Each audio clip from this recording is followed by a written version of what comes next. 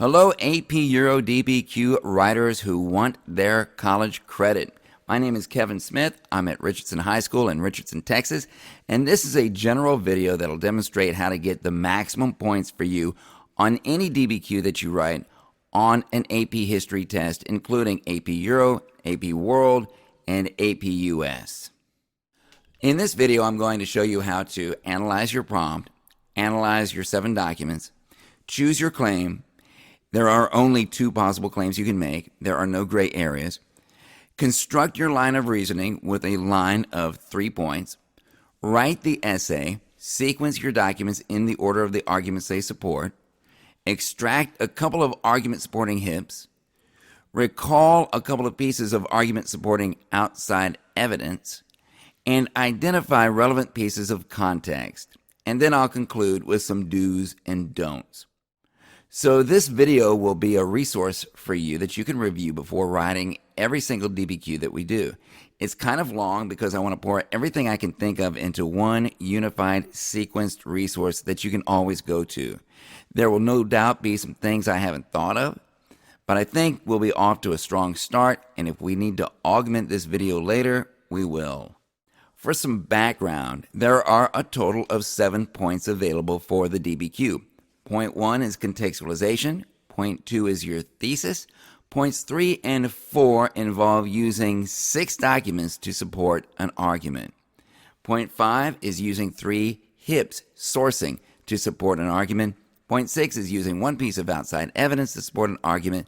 And point 7 involves demonstrating a complex understanding. Let's talk about where you're going to be at for the DBQ. The DBQ is the second to last item on the AP exam. By that point, you've been at this exam for 1 hour and 35 minutes, so you're going to be kind of fatigued already. You have 60 minutes to write the DBQ from start to finish, and this includes a suggested 15 minutes to read the documents.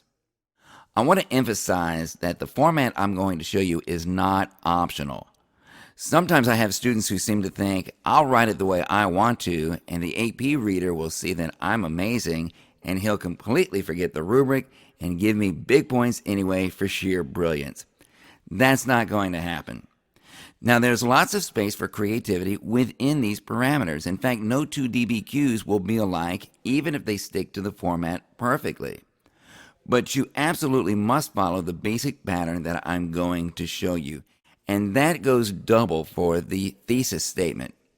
If you leave any element out of that thesis statement, then your essay will veer right off the rails and you'll never get it back on. But if you land the thesis statement, then you're set up for a strong essay. The first question students want to know is how many paragraphs, which is kind of a funny question because I found that more than a few students have not developed an intuitive feel for separating the writing into paragraphs yet. Some students don't divide their essays into paragraphs at all. I've got good news and bad news. The bad news is you're going to have to divide your essay into paragraphs. It's implicit in the rubric and it's critical. The good news is I'm going to tell you exactly how to divide your essay into paragraphs.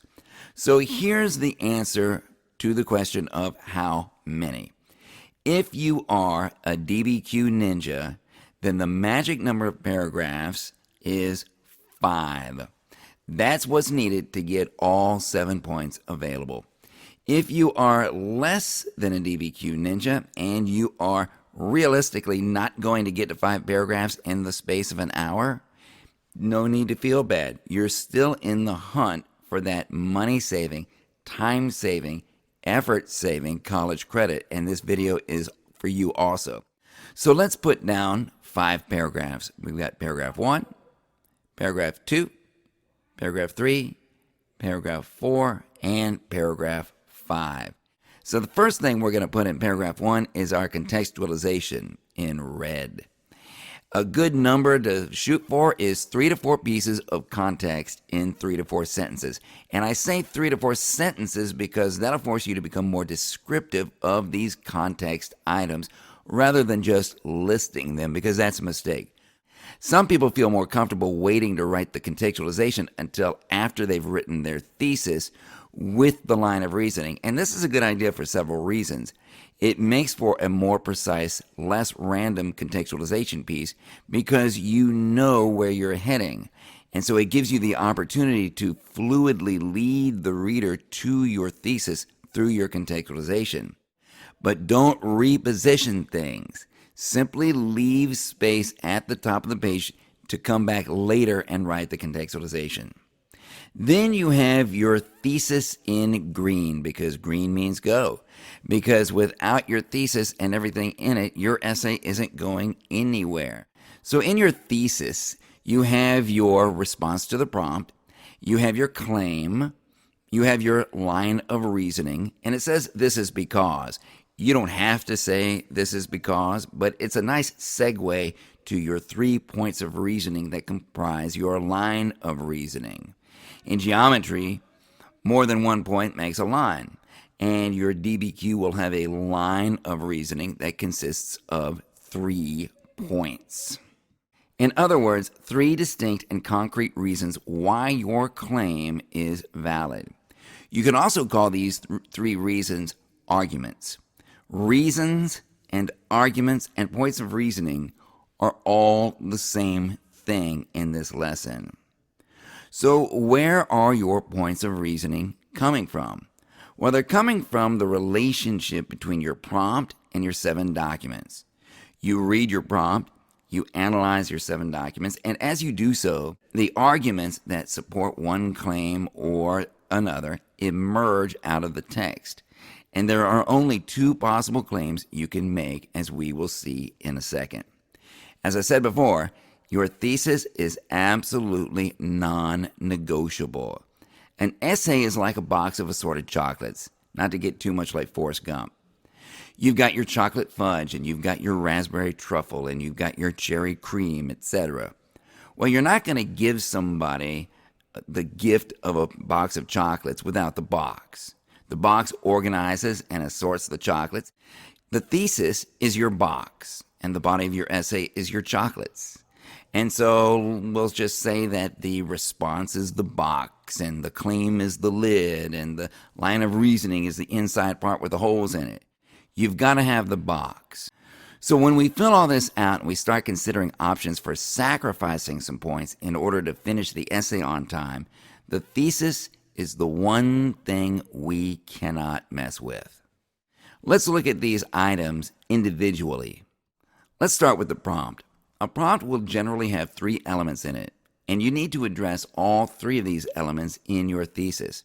It's kind of like looking at the prompt through an instrument with 3 lenses at once, kind of like one of those steampunk glasses. This prompt, for example, evaluate whether or not the Catholic Church in the 1600s was opposed to new ideas in science. Now, we can identify 3 critical elements in this prompt: the Catholic Church, new ideas in science, and the 1600s. The claim. When we're working with this prompt, evaluate whether or not the Catholic Church in the 1600s was opposed to new ideas in science, there are only 2 choices for your claim. You can either say the Catholic Church in the 1600s was opposed to new ideas in science, or you can say the Catholic Church in the 1600s was not opposed to new ideas in science. There's no in between. When you make your claim, think in terms like this: explicit, one-sided, unconditional, and unambiguous. Make your claim stand out as its own sentence rather than part of a complex sentence. Adding a subordinate clause to your claim will muddy it up by introducing conditions. Your claim needs to pop out strongly and take a definite stand. You can't straddle the fence. So let's say that your claim is the Catholic Church was not opposed to new ideas in science. Why? This is because blank. You need 3 reasons in your line of reasoning for the DBQ that answers that question, why? Let's define a couple of terms. The claim is the main argument of the entire DBQ. It's part of your thesis statement. Reasons, points of reasoning, and arguments are all the same thing. They all directly support your claim. And as I teach you about this process, sometimes the word argument just fits better, and sometimes the word reason just fits better, but they mean the same thing. Evidence from your documents, from your sourcing, your HIPs, or from your outside information support your reasons. In other words, your arguments. Your line of reasoning. Without a line of reasoning, you have no arguments for your documents to support. Without any arguments to support, you have no choice but to simply laundry list the documents. And I'll show you what that looks like in a minute. Laundry listing the documents is a recipe for disaster. Here's a trustworthy saying about the line of reasoning. No line of reasoning, no arguments. No arguments, no evidence. No evidence, no points. If you have no line of reasoning, you have no arguments around which to organize your documents and other evidence. Remember that reasons and arguments are the same thing. My 6 C's of your line of reasoning. Your line of reasoning should be clean, clear, concise, concrete, consistent, and convincing. The closer you can get to these 6 values, the better your line of reasoning will be. Consistency in your line of reasoning. Do not mix nouns and clauses when you express your line of reasoning. Use either 3 nouns or 3 clauses. You can say, this is because of, if your line of reasoning consists of 3 nouns. And you can say, this is because, if your line of reasoning consists of 3 clauses. For example, your line of reasoning would be mixing nouns and clauses by saying, this was because of secularism, humanism, and people wanted more education. Do you see the problem with that? It's inconsistent. This was because test. Immediately after your claim, if you can't finish the phrase, this was because, or this was because of, with your line of reasoning, then there's something very wrong. I'm not saying you must put that phrase in your essay. I'm simply saying it's a good test. Your line of reasoning will not be usable, and it will give you major problems down the road. You need to refine your line of reasoning until it passes this test. What about this prompt? Evaluate whether or not European authorities exercised religious tolerance during the 16th century. Can you identify the 3 elements of this prompt? They are European authorities, religious tolerance, and the 16th century. If we are formulating a claim for this prompt, there are only 2 choices. You can either say European authorities did exercise religious tolerance, or you can say European authorities did not exercise religious tolerance. There's no in between. Let's say your claim is European authorities did exercise religious tolerance in the 16th century. Why did they? Well, they did so because blank. Or how did they? They did so by blank. You need your 3-point line of reasoning in your DBQ to answer that question. Let's say that your prompt says, evaluate whether or not reactions to the adoption of a new calendar in revolutionary France in the period 1789 to 1806 reflected revolutionary ideas. And the 3 parts of this are reactions to the adoption of a new calendar, revolutionary France 1789 to 1806, and revolutionary ideas. Here's how you analyze your 7 documents. You read through the 7 documents that you'll get. One of those will probably be an image. And as you read through them, you start jotting down the main ideas that you see reflected in those documents. Maybe on the right side, you write some positive ideas that are reflected in these documents. And on the left side, you write some negative ideas that are reflected in these documents. So, for example, I've got 7, a list of 7 ideas that seem to be coming from the documents for this prompt.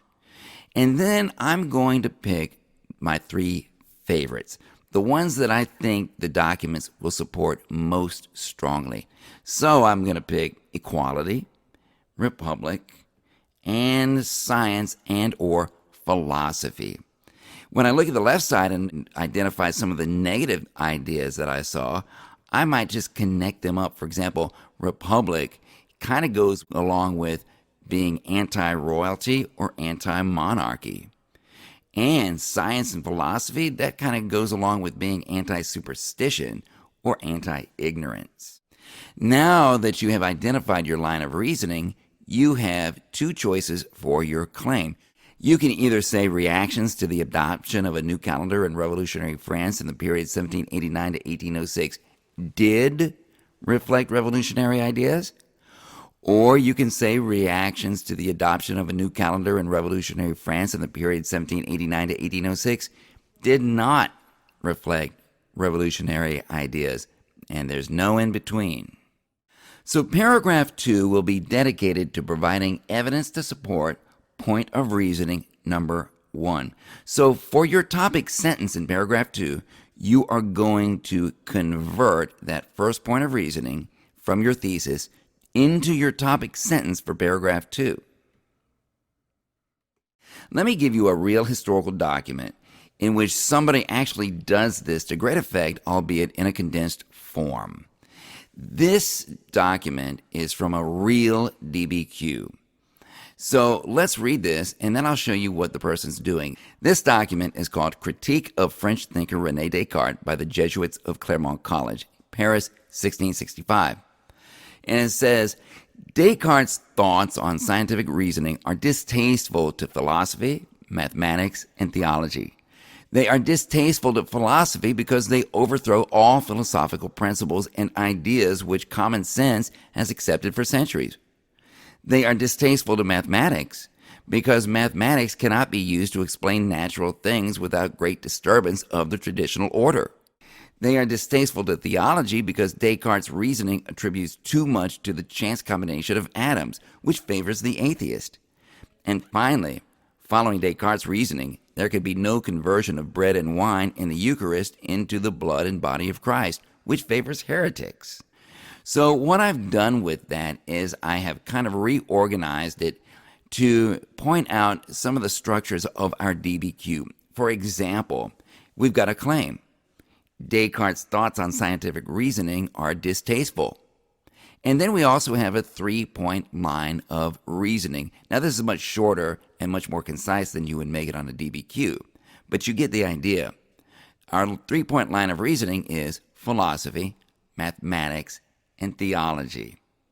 And then what I did was I took the rest of this and I divided it up into paragraphs the way that we would divide our arguments up into paragraphs, starting with a topic sentence and then following with evidence.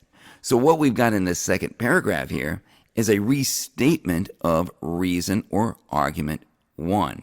They are distasteful to philosophy.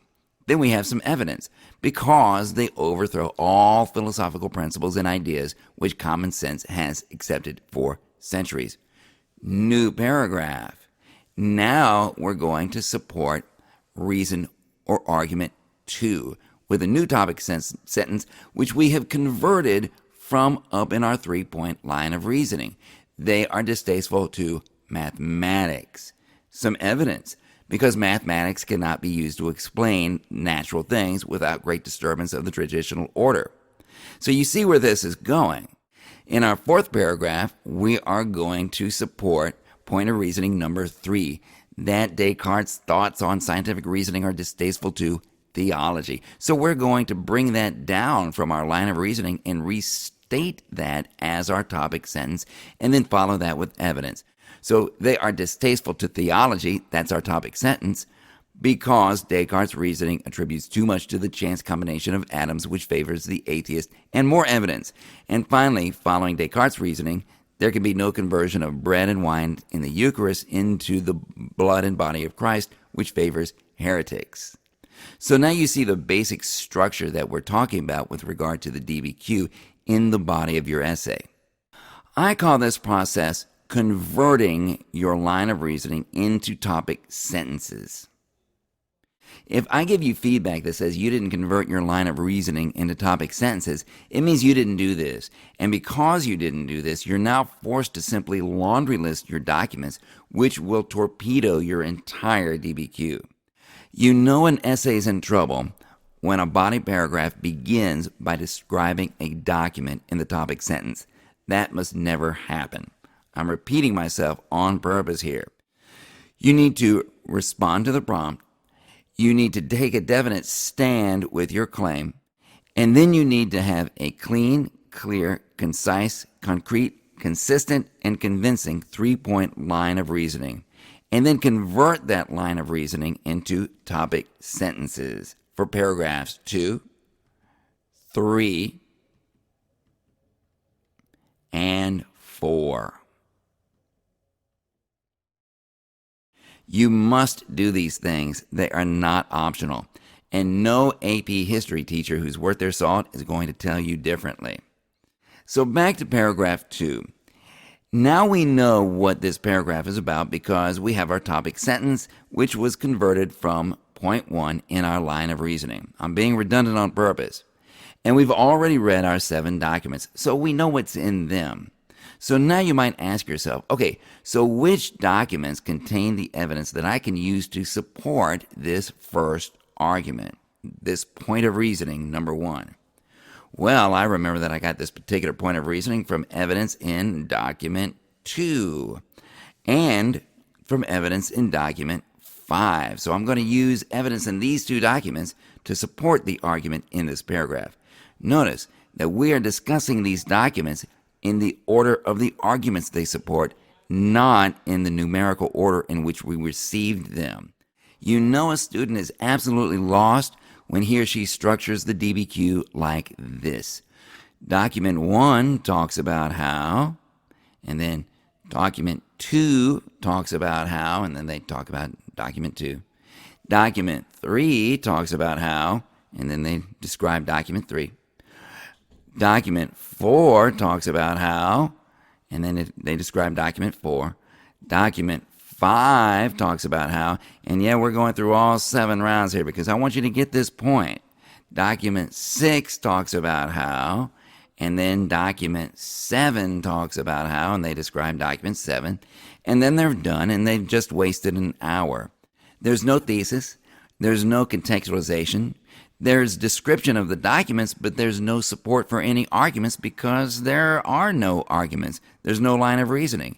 There's also no sourcing, no HIPs, no outside evidence, no complexity paragraph. And what I have found is that I could talk to the student, I can write feedback, I can yell, I can cuss, I can do all that. But if I don't give this student a bad grade in the grade book, I will get this over and over and over again. So let's say we've got documents 2 and 5 selected as containing evidence to support our first line of reasoning.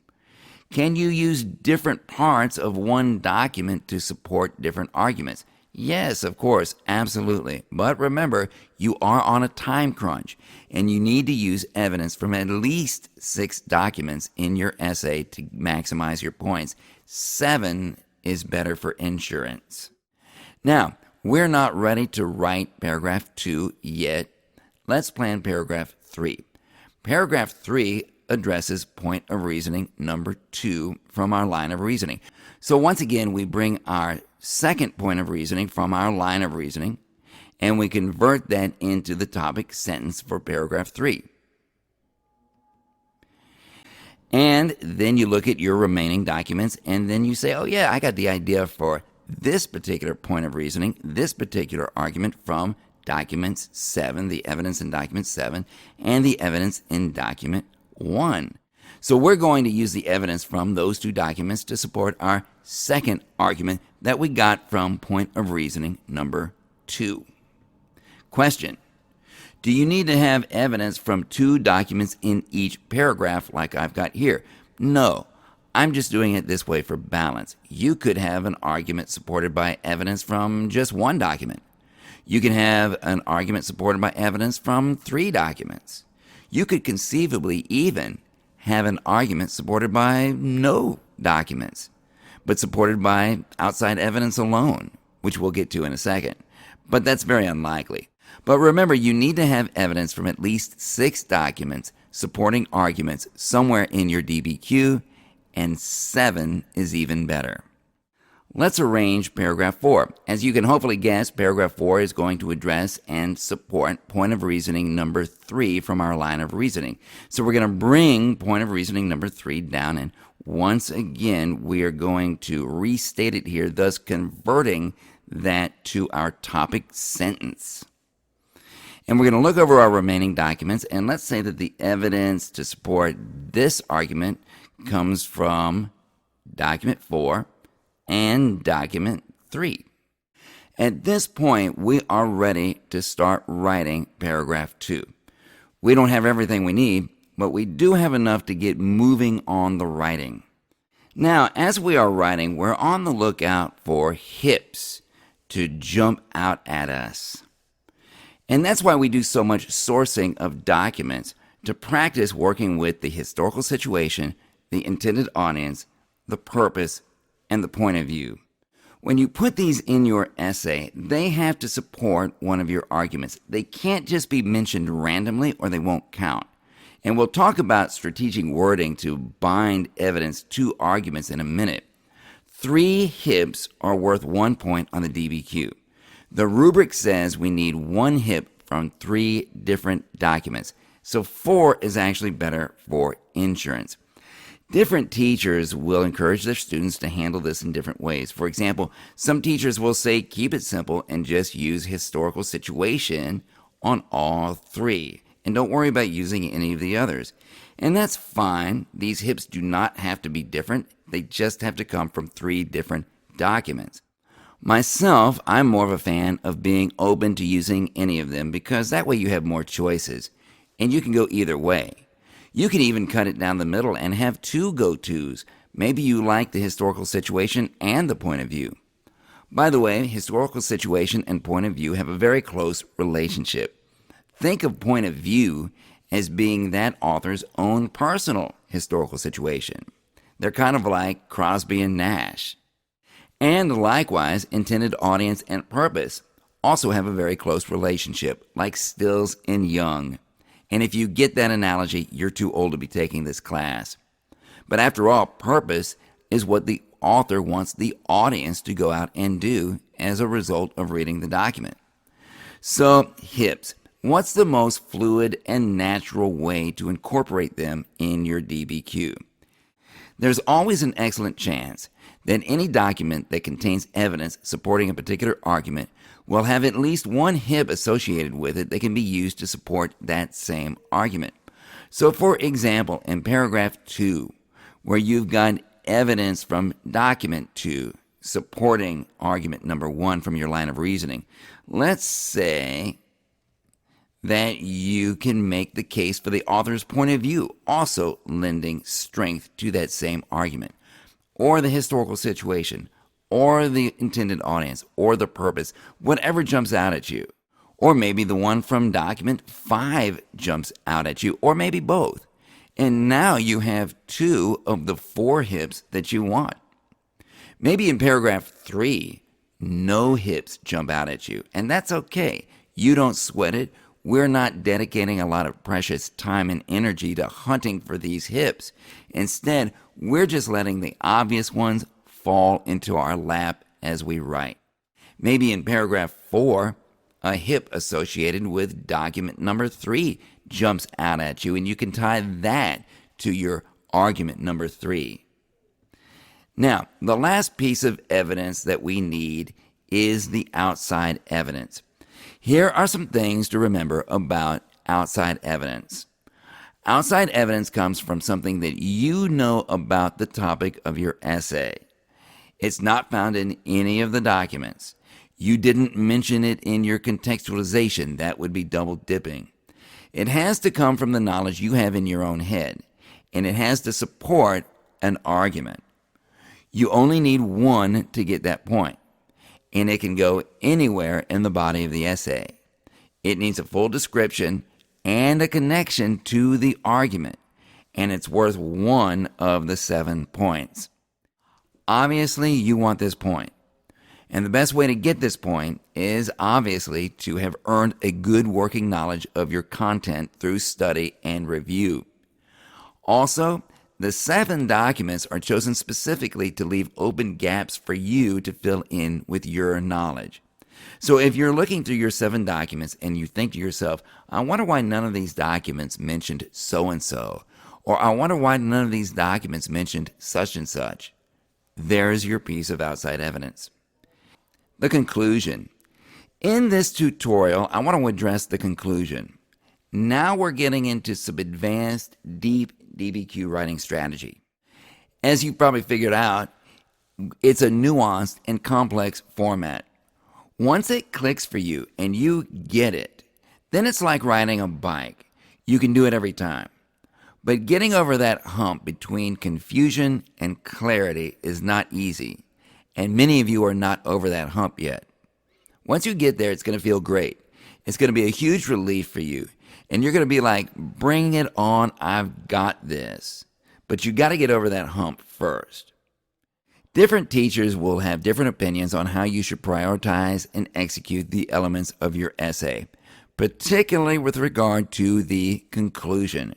So I want to run down a list of things we can all agree on and then use that as my launching point for why I make the suggestions that I make. The first thing that we can all agree on is College Board on its DBQ rubric and also on the LEQ rubric makes 2 references to the conclusion, and not a conclusion, but the conclusion. So I think we can all agree that College Board assumes that you will have a conclusion in your essay. They don't explicitly give you points for it, but they assume you'll have one. Secondly, everybody can agree that it's good form to have a conclusion. Nobody likes to read the end of an essay and feel like they didn't get all of it. And then they're turning the page over. Is there a page 2? Where's the rest? It's an uncharitable thing to do to your reader. If you've ever read Franz Kafka's The Castle, it's a great book. It's funny, it's interesting, the dialogue is witty, you're pulling for the main character, and you feel like he's getting somewhere in this story, and then you find out that Franz Kafka never finished the book. He just got sick of writing it one day and put it down and never touched it again. And the last sentence of the book literally says, what she said, the end. And you're like, no, but what did she say? And we'll never know what she said because Kafka didn't finish the book and then he died. And that's how you make your reader feel if you don't have a conclusion. A conclusion reassures and satisfies the reader that they got all of it. So everybody agrees that a conclusion is good essay writing. Third, everyone will agree that time management is critical on this DBQ. And when those 60 minutes are winding down and you're trying to put points on the board and you've got college credit on the line and it's time to curtail your ambitions and make a sacrifice, the first thing that should go is your conclusion. Will that hurt the quality of your essay? Of course it'll hurt. That's the nature of sacrifices. They hurt. If they didn't hurt, they wouldn't be sacrifices now, would they? But everyone will agree that 60 minutes to do all of your thinking and all of your planning and all of your writing is a challenge, and you need to have a backup plan in mind. Fourth, everyone will agree that your efforts should get you points. Having your basic garden variety redundant conclusion that we are all used to writing will not get you any points. That's plain to see on the rubric. It's a simple question. Where's the conclusion point on the rubric? There isn't one. But there is a point for complexity, and a complexity paragraph makes a great conclusion. There's just something that feels complete about ending your essay with a complexity paragraph. You're revisiting things you've said before, but you're also bringing in a new angle and a new perspective, so it doesn't feel redundant. And there's this wonderful sense of, this is where I've been taking you all along. So I think everybody will agree that if you're going to dedicate precious time and effort to a conclusion, make sure that it's a complexity paragraph and not your usual humdrum conclusion that just repeats what you said in the introduction, like we've all done a million times. There's only one reason to do that, and that's if you failed to stick the landing on your thesis in the first paragraph. Don't do that. Don't turn your conclusion into a second pass at landing your thesis. That's wasteful. None of this is rocket science, but have the skill to give your thesis a perfect landing in the introductory paragraph where it belongs. A perfect 3-point landing? Get it? Now, there are at least 2 different schools of thought on how to best go after that complexity point. One is take the simplest, safest, most reliable, and most straightforward path to get the complexity point and get out. And that simplest, most reliable, most straightforward path is to explain your historical topic's connection to the now. What's the connection between the way it was back then and the way it is today? Is it different? Is it the same? Why? The DBQ rubric clearly says that one way to demonstrate complex understanding is by, and I quote, explaining relevant and insightful connections within and across periods. I had a student do this by relating the historical topic to Brexit. She already had all of the evidence points, and this got her a perfect score. Perfectly admirable, and it's a great strategic tool to have in your hip pocket, ready to pull out if you need it. This is a particularly good tool if you watch the news regularly and you keep up with current events, which I'm sorry to say many students don't do. But you can't bring in more evidence this way. Information, yes, but information is not necessarily evidence. Your evidence has to pertain to the time period in the prompt. So here's another school of thought on how to best go after the complexity point. Let me set up the scenario for you. You're writing your essay. You're moving along. Time is looking pretty good. You've got a pretty decent map in your head as to where you're going.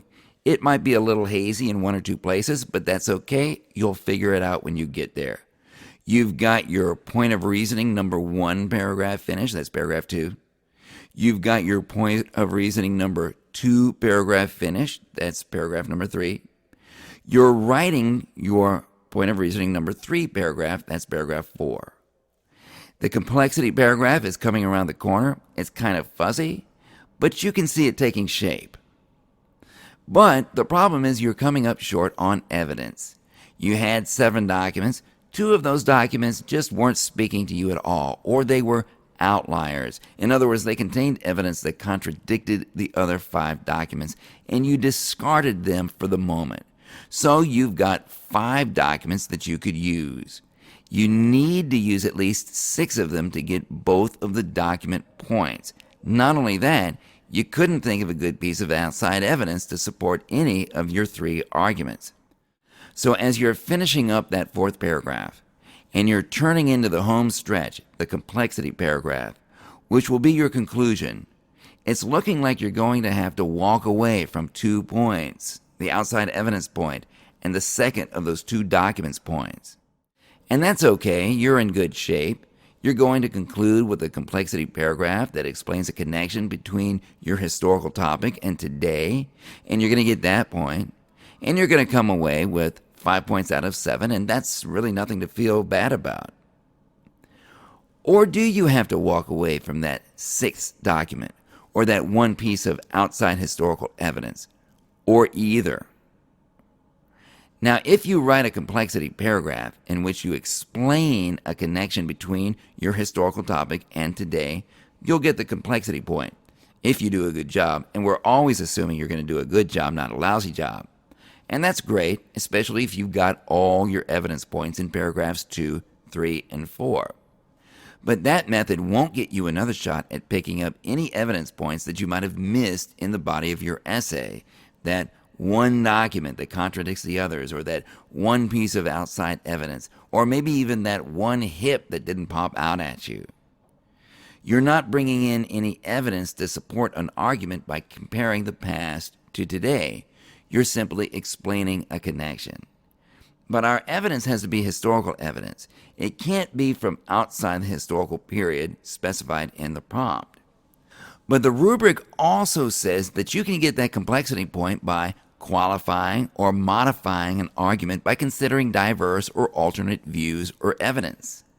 In other words, you can literally bring in an argument that runs contradictory to one of your supporting arguments, or even contradictory to your main claim, and give that argument its day by saying, some may argue. And by the way, I learned this technique from Robert Wade, who teaches this course at a school called John Paul II and who trains teachers for this course for College Board. With this approach, you can bring in more evidence because you are dealing with an argument. Evidence might come from that outlying sixth or seventh document that you couldn't figure out what to do with. Or it might come from some outside historical evidence that you couldn't think of before. You might even be able to add an extra hip to the argument. And if you can spin that alternate argument back into your favor with a confirming argument of your own, that's another opportunity to grab more evidence points in support of that spin argument. The other advantage to this method is that you don't have to be as informed about current events. You can get your ideas for your complex understanding point from that outlying document or from some outside historical knowledge that you have.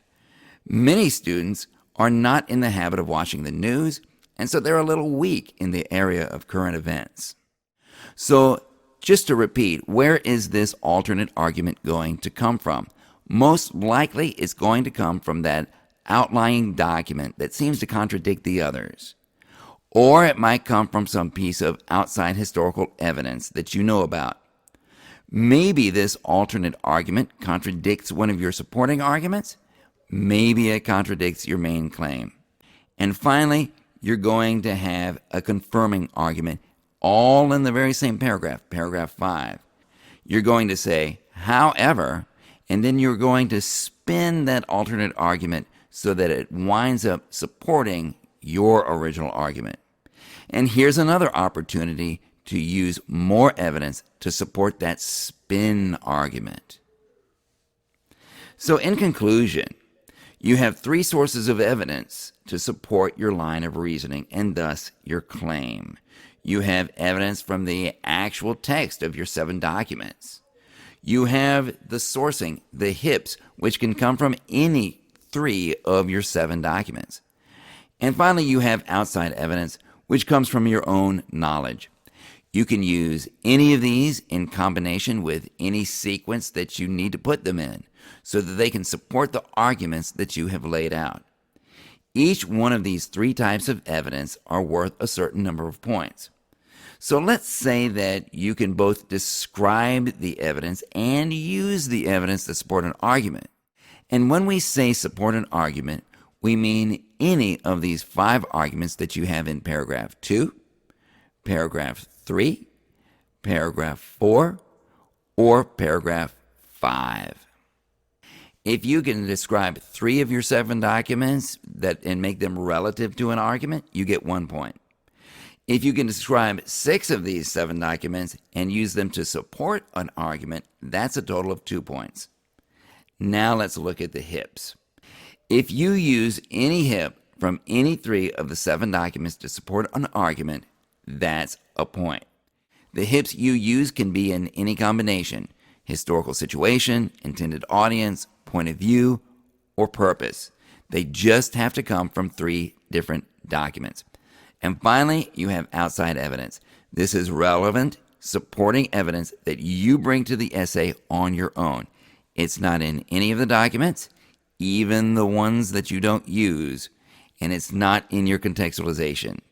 And you need to give a decent description of this evidence, not merely mention it. And you need to tie it to support an argument. That's a point. So let's match our evidence to our arguments. There are some common patterns to be aware of to make this process smoother and more efficient. You almost certainly got the ideas for your arguments from the text in the 7 documents. So chances are you're going to have a fairly even distribution of document evidence among these 3 arguments or points of reasoning that you have. And finally, it wouldn't surprise me at all if the most likely place that you use the outside evidence will be in the part where you spin your alternate argument to your favor. So that's the 7-point essay. The number of combinations for using the evidence to support your essay is huge. No 2 essays will be alike. Now, What if you're looking at this and you're saying, Mr. Smith, there's no way I can do all that in 60 minutes, but I still want to get the highest grade I can get. You need to have a strategy for doing that.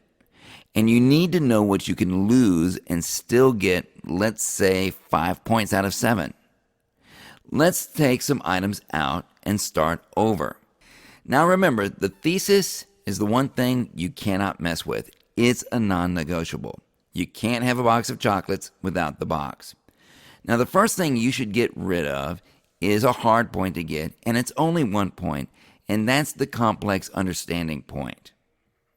Move your outside evidence to somewhere else in the essay that works, and move that 6th document to somewhere else in the essay that works, and you've got a 6-point essay. Let's say that you don't feel confident about coming up with a piece of outside evidence. First, I need to spend a little time on my soapbox. If you're thinking you won't be able to come up with the outside evidence for your DBQ, I would argue that that's not a problem, but rather a symptom of a problem. That could be a signal that you need to do some serious reflection on 3 important questions. Am I paying enough attention in class? Am I studying enough? And am I reviewing enough? This exam has 55 multiple choice questions, 3 short answer questions, and a long essay question where all you get is the prompt. The rest comes out of you.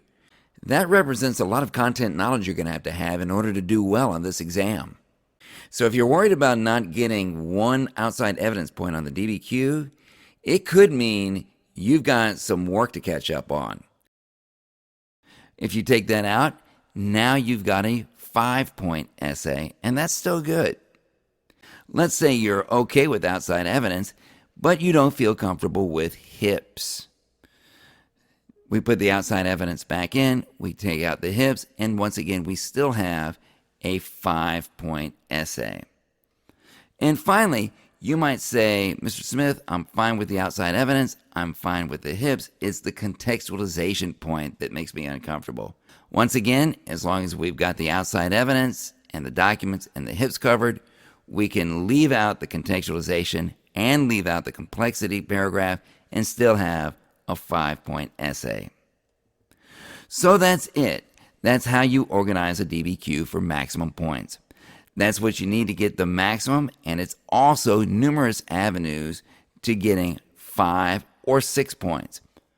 One avenue I didn't mention was the possibility of using only 3 documents rather than 6 and getting 1 of the 2 documents points.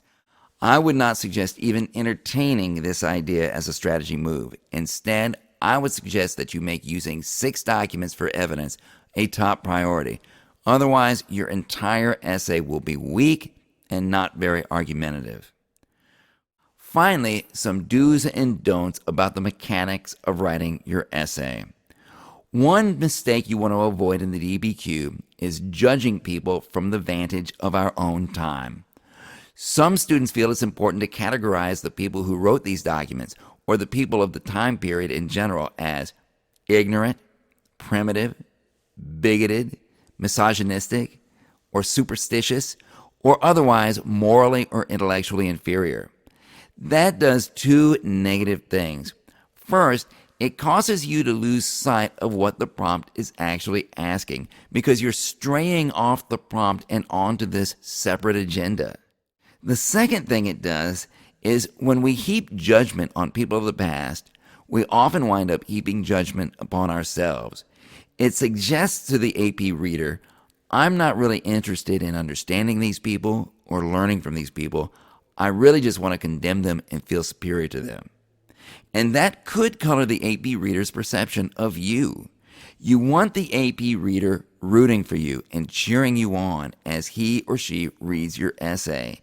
And that's going to be harder for them to do that if you come across like a self-righteous punk.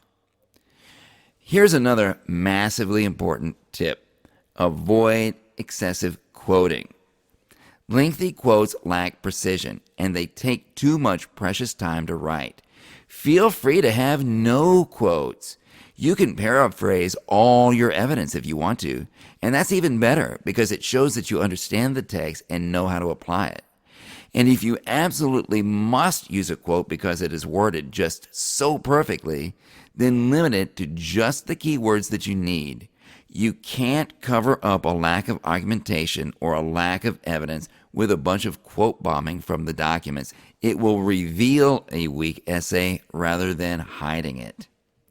Keep yourself out of your essay. When we refer to ourselves in an essay, we undermine our own authority. We make wishy-washy statements like, in my opinion, or I believe, or I think. Statements like that make you seem less confident about yourself and your arguments.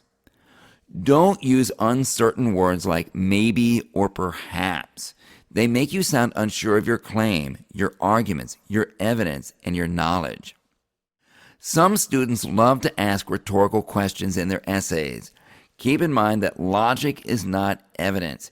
You know you're trying to use logic instead of evidence if you ask rhetorical questions. Rhetorical questions make you sound less authoritative. Instead, you want to write like you're the authority and you know what's what and you don't need to ask questions. Do explicitly connect your evidence to your argument. Remember that in order to have information counted as evidence, it has to support an argument. A gun in a courtroom is just an object unless it can be connected to a crime. Only then can it be considered evidence. Evidence happens when you connect information to an argument. Just like an electrician tests the connection of an electrical circuit, you need to test the connection between your information and your argument by being able to say things like the following: this shows that, or this illustrates that, this demonstrates that, this is an example of, or the highly effective introductory phrase, for example. If the connection is not convincing, then your information is not supporting an argument and it won't count as evidence. Make sure your hips connect to an argument. With the purpose hip, I wouldn't use words like to show, to explain, to demonstrate, or to make a statement. These are things that the author of the document is already doing by default just by writing the document. Instead, ask yourself, what condition or result is the author trying to create with this document? What does he or she want people who read it to do? How does this information become evidence that can support an argument? When we talk about the point of view of the author of the document, we don't mean what opinion or belief is the author expressing in the document. That information speaks for itself. Instead, we mean what is the relationship between the author and the document and its evidence. Does the author know what he or she is talking about? Is the author an expert or an authority on the issue or on the topic? Is he or she close to the action or far away? Did the author witness or experience something relevant to the argument? How does the author's point of view support or undermine the credibility of the document? And when we talk about the intended audience, ask yourself, is this an audience that can take action and do something after considering this document? What could they do? What did they do? What do they want? What were they interested in? What do they value? How do the answers to these questions support or undermine the credibility of a document? Also, practice having good command of the complexity paragraph structure that I recommended. It's no problem to take two contrasting facets of the same document and use them against each other. One facet to support the alternate view, one facet to support the spin. Take care in reading the documents. Sometimes these documents don't say what we expect, and we impose our expectations on them rather than reading them carefully. Also, keep in mind in your DBQ that it is your responsibility to make what you are doing obvious to the AP reader. Don't make the reader hunt or guess. Whether it's your claim or your line of reasoning, your supporting arguments, your complexity paragraph, your documents, your hips, your outside evidence, you want to make it as easy as possible for the AP reader to see that stuff. And so when possible, provide markers such as putting your claim into a simple sentence, beginning your line of reasoning with "this was because," or this was because of. Converting the points in your line of reasoning to topic sentences and beginning each paragraph with those topic sentences. Marking a document with that document number in brackets when you're finished discussing it. Marking your hips by writing such things as the historical situation was, the intended audience was, or the author's point of view was, or the author's purpose was. Marking your outside evidence with a phrase like, beyond what the documents provide. Marking your complexity paragraph with phrases like, some historians may argue, or some may claim. A couple more tips. Don't ask the AP reader to please cut you some slack on an essay because, and I quote, I was never taught this. The AP reader is not in a position to do that even if he or she wanted to. More importantly, it makes you look like a person who does not take responsibility. Finally, the last tip. Most of you will be shocked that I have to say this, but watch your language. Don't use crass or vulgar language on an AP exam. The vast majority of students don't have to be told this. Sadly, a few students actually think this makes a favorable impression. It does not. Kurt Vonnegut said that when we use bad language, we give people permission not to take us seriously. Don't give people permission not to take you seriously. Well, that's it. Use this video as your resource for every DBQ that you do. Come back to it again and again. Keep practicing, and you'll get better and better.